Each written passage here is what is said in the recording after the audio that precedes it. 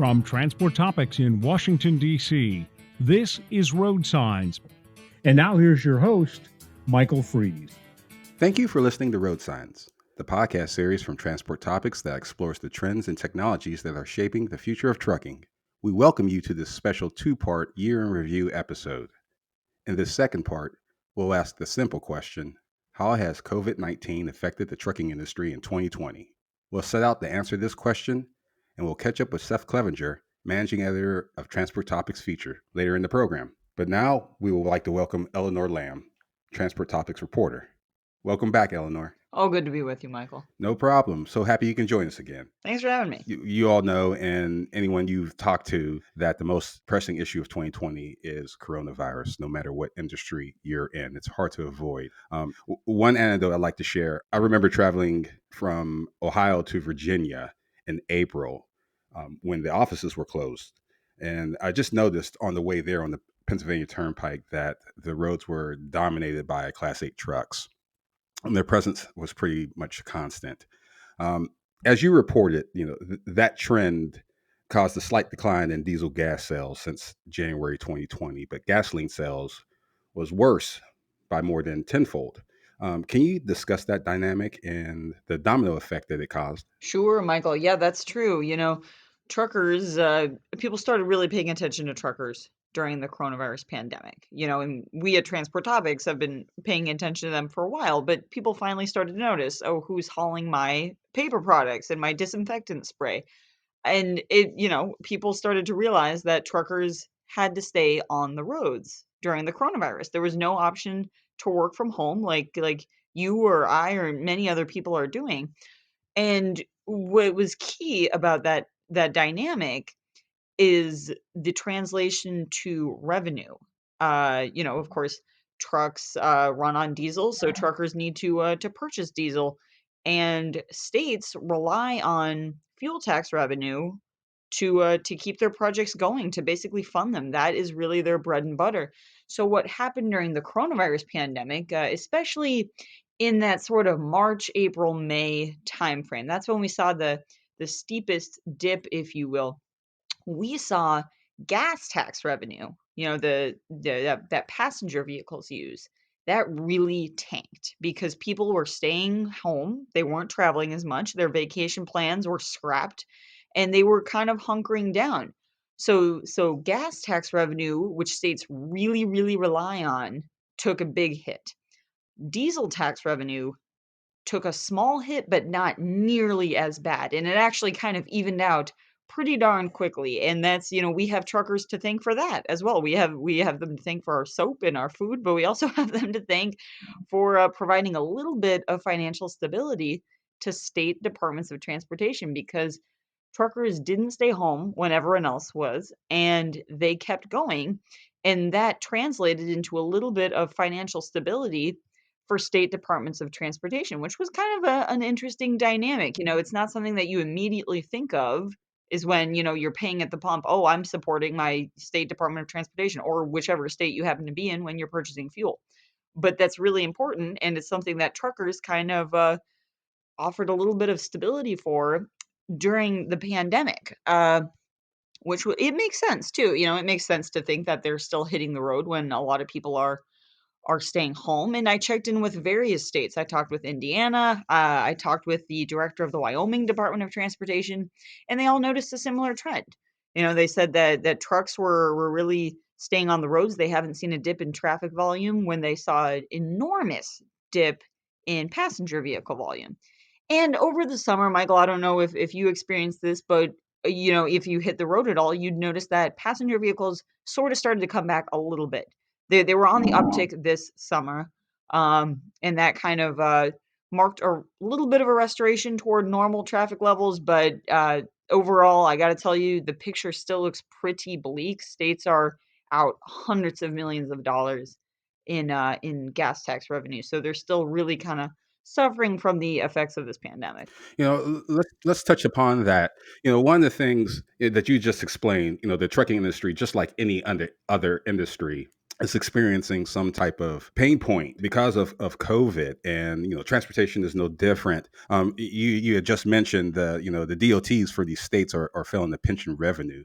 Eleanor, how bad is it out there? It's pretty bad. One of the groups that we follow a lot is the American Association of State Highway and Transportation Officials, also known as AASHTO. AASHTO estimates a loss of $16 billion for state departments of transportation in fiscal year 2020 alone. And that's going to translate to a lot more over the next few years. AASHTO estimates that state DOTs are going to need $37 billion through fiscal year 2024 to offset revenue losses. So they're not doing so hot. Pennsylvania DOT estimated an overall drop of revenue about $800 million earlier this year. COVID cost the North Carolina DOT $300 million over just April, May, and June. So states are really, really feeling the pinch because of that loss in that passenger vehicle gas tax revenue. You had mentioned in your story that it's going to bounce back eventually, and also promising is the distribution of the COVID vaccine, for 2021. There's a lot of things to look forward to. In your reporting, you had mentioned the U.S. DOT is extending and expanding its emergency declaration, offering hours of service relief to truckers to move these vaccines. What does your reporting tell us about the details of that declaration? Yeah, US DOT is being pretty active in preparing for the transport of these vaccines when they do, hit vehicles and are ready to be moved. Uh, the Federal Motor Carrier Safety Administration also did some preparation work, and they extended and expanded the emergency declaration offering hours of service relief to truckers who are involved in the transport of these COVID-19 vaccines. They extended this declaration to February 28th, so we're stretching well into 2021 at this point, and that's going to, like I said, apply to truckers who are providing direct assistance and support of those emergency efforts. And this is something that FMCSA had already put in place. FMCSA at the beginning of the pandemic issued this extension for truckers. They provided exemption for the hours of service rule. So this is merely extending something that we've seen actually extended several times. They issued it in the springtime, and FMCSA keeps extending and expanding it. And now to kind of adapt to the transportation needs required for this COVID vaccine, they're offering the hours of service relief to drivers who are transporting vaccines, medical supplies, supplies associated with testing and diagnosing COVID-19, all sorts of equipment, masks, gloves. So FMCSA is pretty good about rolling, with the punches, especially if DOT has already been active, which they have been. So this is gonna apply to drivers who are moving those vaccines, which we all really, really look forward to. So that's what DOT has been up to offer truckers a little bit of regulatory relief during this time. Speaking of things to look forward to, the most important question I would like to ask you, Eleanor, is: are you done with your Christmas shopping yet? No. The answer to that one is no. I'm closing in on it. I'm almost there. I'm almost done with my shopping, and I have not done any wrapping though. And I am worse at gift wrapping than I am at picking out gifts. So I guess that's better than the reverse, Michael. Okay, well, it is Christmas Eve, so so you don't have much time. But Shoot. Eleanor, yeah, thank you for joining us today Uh-oh. and just giving us a snapshot of how COVID is affecting the industry, and in this particular angle, the tax situation and just the distribution of vaccines.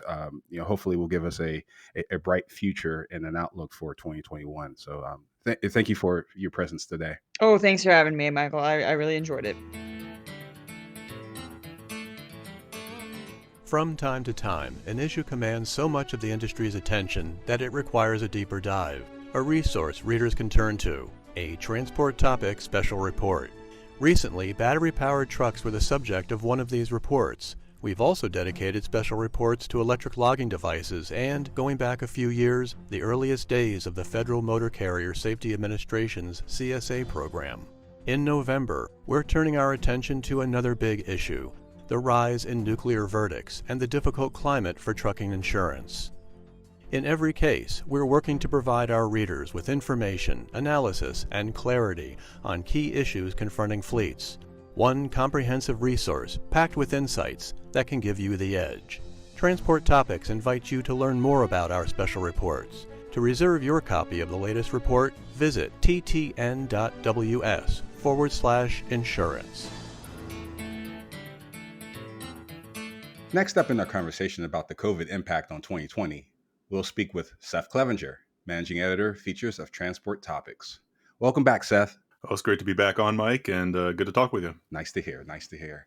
Hey, one thing before we kind of get into the industry scope of things, I just want to open up with a personal reference. Actually, since COVID has affected all of our lives in many ways, through work and home, and when we first spoke to each other, I know, Seth, that you weren't a big fan of the work from home situation, and I kind of captured that in one of our past episodes. Here's a quote from Albert Lee, Chief Technology Officer of Odyssey Logistics and Technology. And he kind of summarized your thoughts on this. Let's hear it.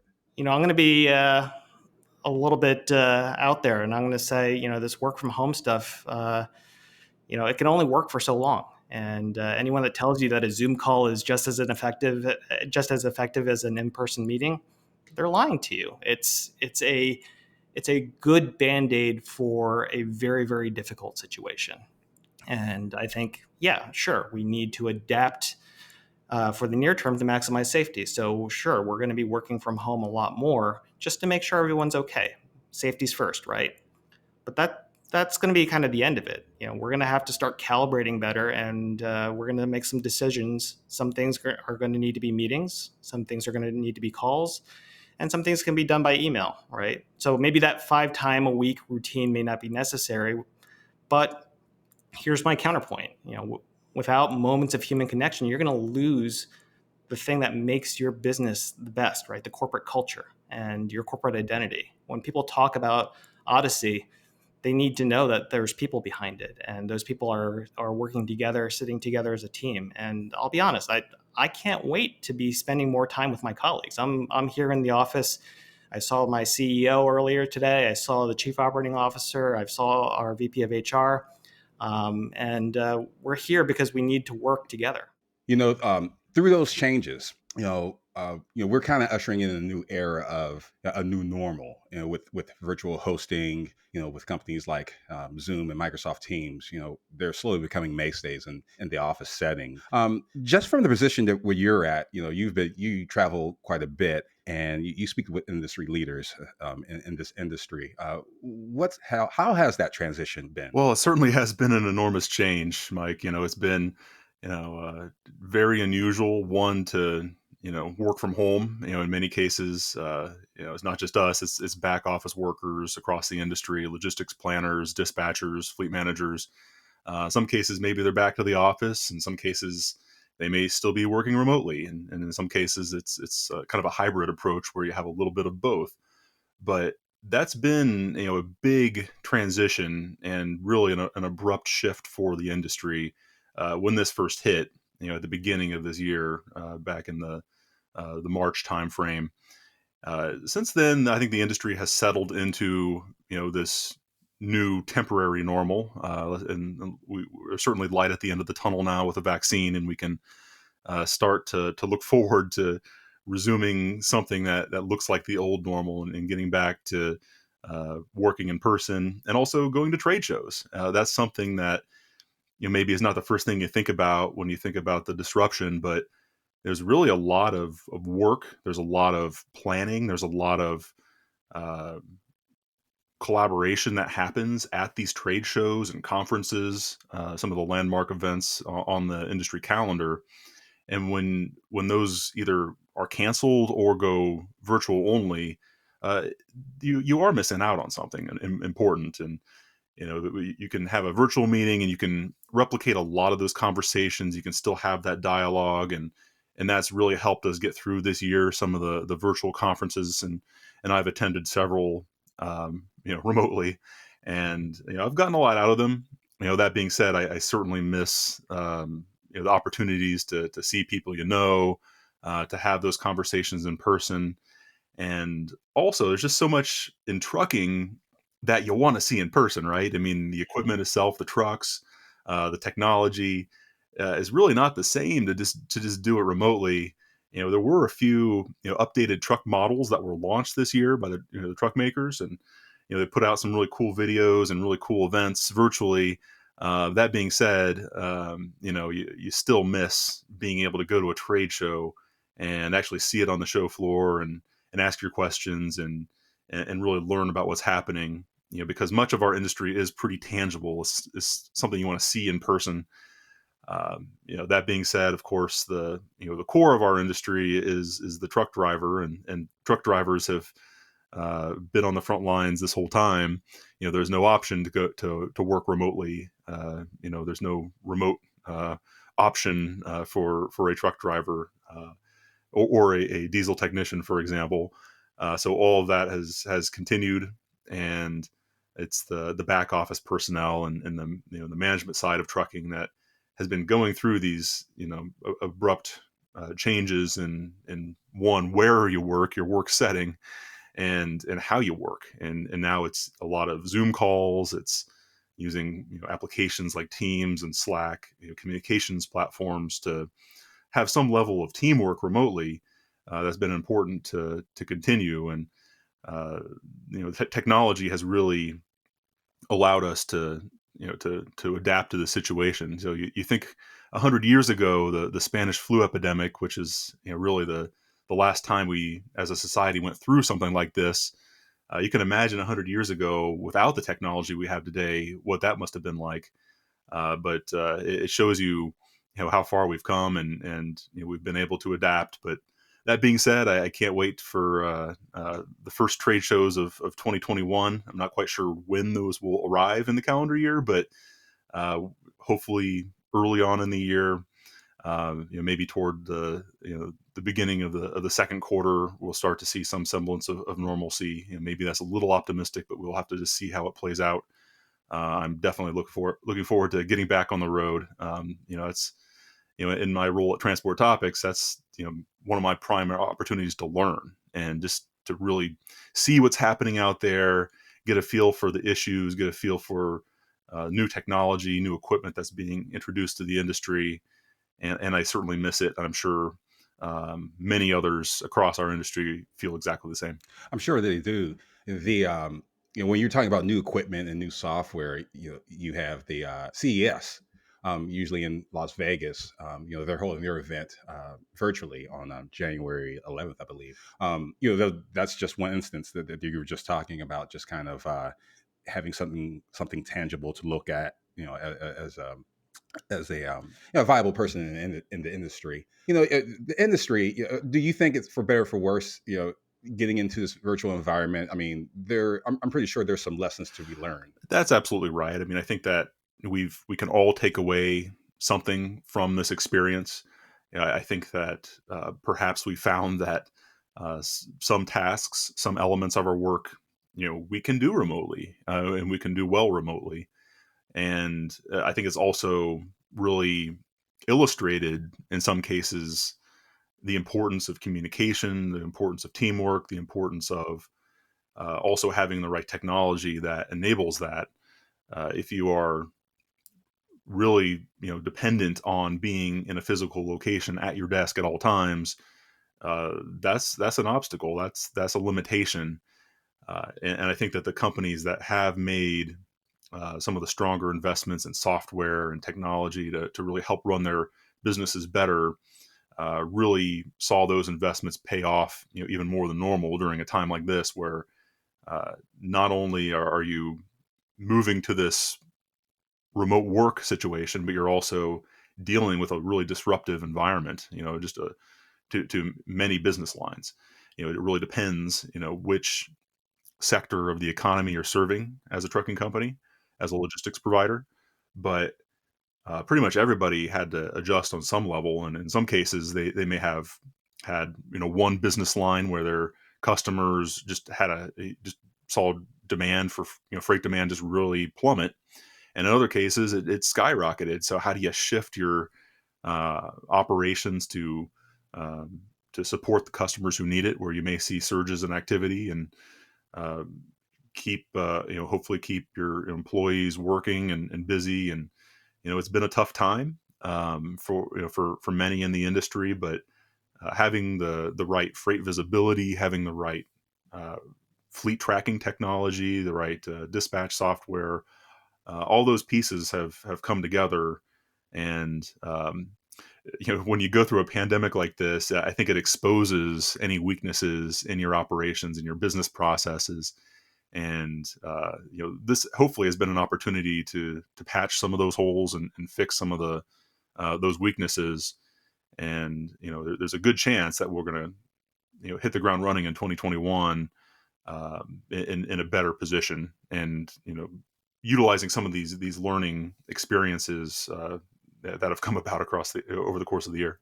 That was one of the things that we were talking about, Eleanor Lamb, earlier in the program, just about how there are different pain points, in various industries when it comes to the coronavirus. And, in the trucking industries has been no different. She had talked about just kind of what trucking companies have been going through in the Department of Transportations for various states, kind of feeling a tax revenue pinch.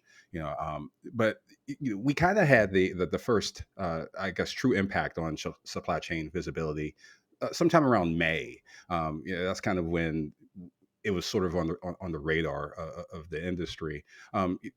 Could you elaborate on the process that fleets were taking in anticipation for the pandemic? Well, yeah, this has certainly been a real stress test on the supply chain.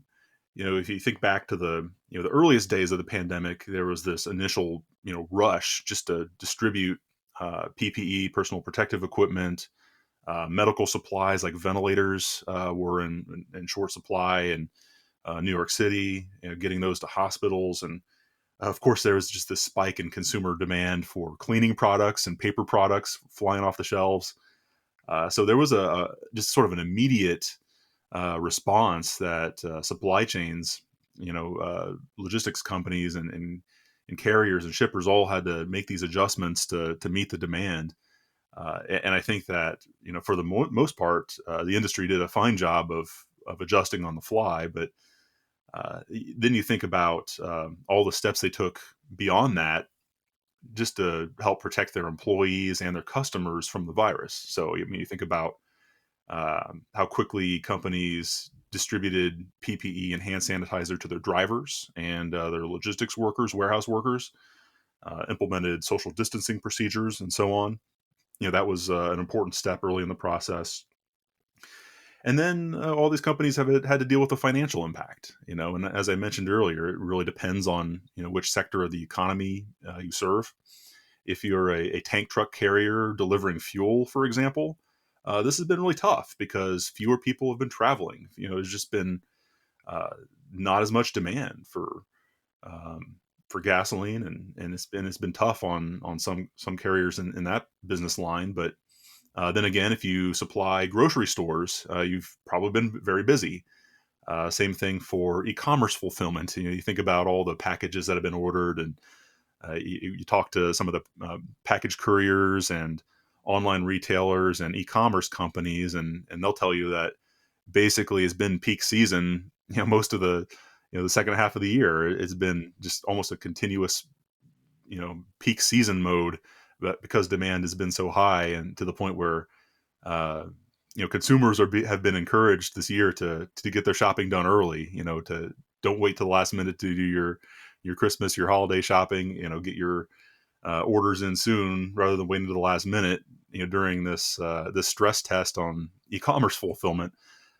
So there's just been so many different impacts, and that's yet another.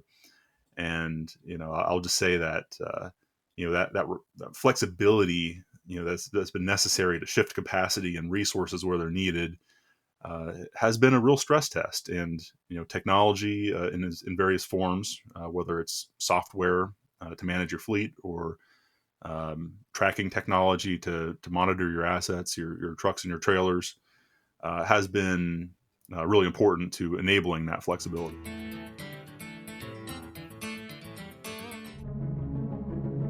In times like these, it's crucial to stay informed. Transport Topics is offering all the information you need to make business decisions in these unprecedented times. And in the wake of the many event cancellations and group gatherings, TT ensures a virtual way to consume business content and conversation.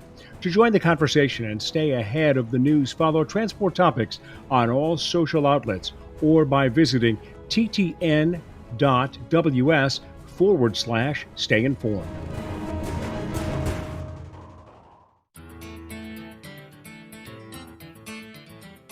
One of the things that you were talking about, just with the flexibility of, maintaining a steady pace I guess maintaining a steady pace in the supply chain. One of the things that I've noticed is the just kind of the individual efforts of some truckers going above and beyond, their duties. And we highlighted that in our Frontline Heroes project. That was done earlier this year. I think that this pandemic, just provides a time for people to be more caring and more understanding to the struggles that most of this country is facing for the pandemic. But as with anything, the pandemic will pass, but the effects and our attitudes towards it will linger. Seth, what have you been hearing in anticipation for the new year about what the future holds? I know earlier you had said that we'll probably hit the ground running. What would that look like? Yeah, and Mike, I'll start by picking up on one of your comments about sort of the industry's image and perception of the general public, and that I think will be one of the lasting effects of this, and in our industry, and at least I certainly hope that's the case. There's been just this groundswell of appreciation and recognition, not just for the medical field, all the healthcare providers who, of course, been the heroes of a time like this, but also trucking and logistics are absolutely in that same category. They've not just they're always essential workers. We always rely on trucks and supply chains and logistics providers to make sure that freight moves and our economy can continue to move forward even during a global pandemic like this. But it just is more obvious. It's more apparent to the population at large during an event like this. And I hopefully that you think of an industry like trucking, and too often it's kind of in the background for people. I think it's just sort of the nuts and bolts of our economy. It's not really something you think about much as you go to the store and you go shopping and you pick up whatever is on the shelf, and that of course a truck was able to deliver. But hopefully one of the lasting impacts of this event in trucking will be greater recognition for the essential role that our industry plays.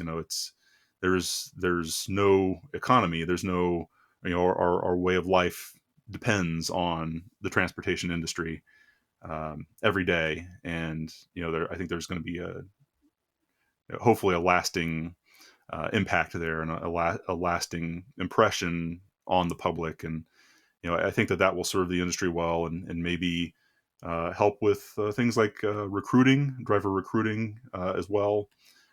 So that's certainly something that we'll be watching in the years ahead.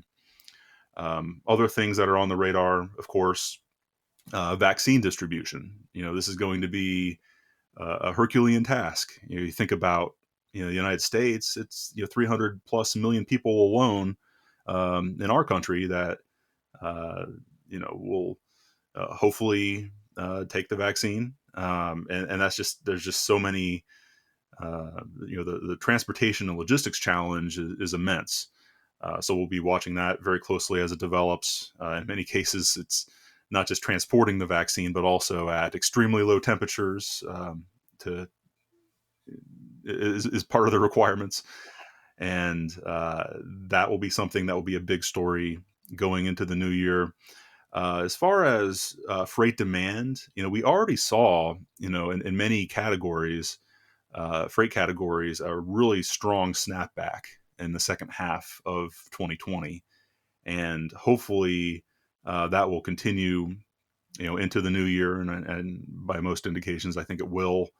There's still some sectors, of course, that are held back by this, and will be for some time longer. Um, and I think we will probably need that the vaccine to be widely available, for people to be fully comfortable, and we, because it's not just regulations, it's not just um, any sort of stay at home order or businesses choosing to be open or closed or anything like that, or public safety guidance. It's also public perception and confidence. People need to feel comfortable going back out to a restaurant, and willing to do it. When will we be at that point? I think that will be, that will improve over time as more people are vaccinated, as more people are, hopefully we get a handle on the current surge in cases that we're seeing, and hopeful that as we get a little bit deeper into 2021, that we'll really start to see some return to normalcy over time in those months. Other lasting effects, I mean, you think about all the packages that have been ordered online. I don't think that's going to go away. E-commerce, of course, has been growing for many years now, but this pandemic was really an accelerator of that trend.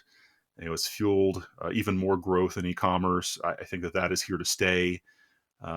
That's not to say that there won't be some return to shopping in person as it becomes safer, but I do think that e-commerce growth is just moved ahead by the timeline by a couple of years as a result of this experience. Just wanted to add to that point, just where there's going to be some types of protocol that will be installed way after this pandemic has passed. That will help the industry be more efficient. I think you're right on to that. I think the question will be, what will it be? You had mentioned, people ordering online and getting packages. I'm pretty sure there might be something that we are not even touching upon that would be sort of a mainstay probably long after we're gone. Yeah, well, there's going to be a lot, I think, in terms of business management, business processes. We touched on this a little bit earlier, but I think that remote work as an option will probably be more common as a result of this. There will be a move back to offices and back to in-person work, but maybe more allowances for things like that across the industry and across many industries. We'll also see, specific to the supply chain, maybe it's time to reevaluate certain supply chains for certain product lines. You think about, especially PPE, masks and gloves. In many cases, that's been imported from China, and there's a whole process there. So some of that might be nearshored, either places like Canada and Mexico back in the U.S. I think that we may see a long-term trend toward nearshoring in some cases. That's something that for certain product lines, for certain types of products that can be essential, especially during a public health crisis like we're still going through. That's something that I think that will be reevaluated over time. Of course, it doesn't happen overnight if you want to shift production from one country to another, or source product from one country or one place to another. But that is something that may have an impact on North American cross-border trade over time. But we'll be watching that. That being said, there's still enormous volumes of shipments and container volumes at the West Coast ports, and that's not going to change. So I think that we're going to see probably some recalibration of supply chains in the United States and around the world as part of this as well. Well, Seth, I appreciate you coming on and just giving us a take on 2020 and the impact that this disease has on all of us, and the business in general. But before we wrap up, I want to discuss something that's very important. Since this is Christmas Eve, have you finished your shopping? Yeah. Well, I've followed my own advice. I did shop early, and I am done. So yes, I am 100% finished. I'm proud to say that is usually not the case. So that this was a change in my personal behavior. Usually, I'm much more of a last minute shopper and braving the crowds. But now I thought ahead this year. Did most of it online, and I am all set with a few weeks to spare. So it's I recommend that everybody not wait to the last minute this particular year, and I'm sure the transportation folks who will deliver your packages will appreciate that. Great advice. Great advice.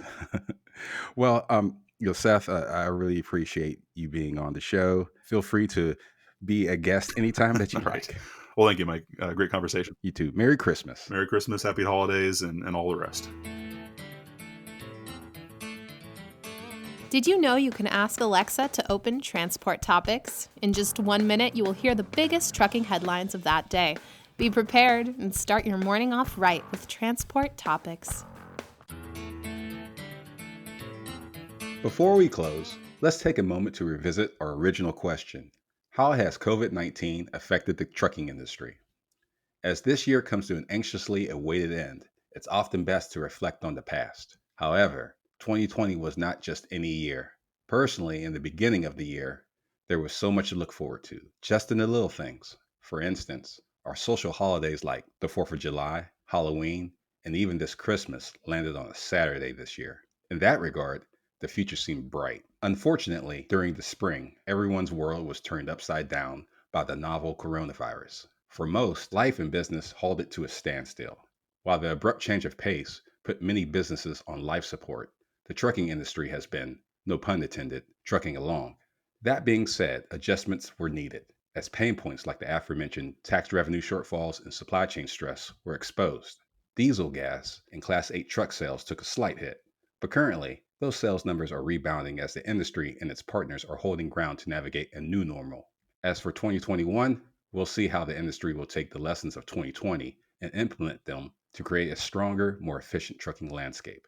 Lastly, on behalf of the Transport Topics and RoadSigns team, I would like to wish everyone a happy holidays and a happier, healthier, and more loving and living new year. Peace be with you and your family, and most importantly, be safe. If you enjoyed this episode of RoadSigns, please let others know.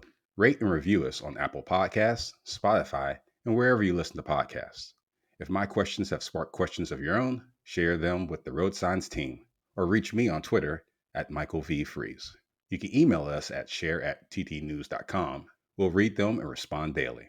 And of course, we'll be back in 2 weeks in 2021 with Seth Clevenger in a new series on RoadSigns.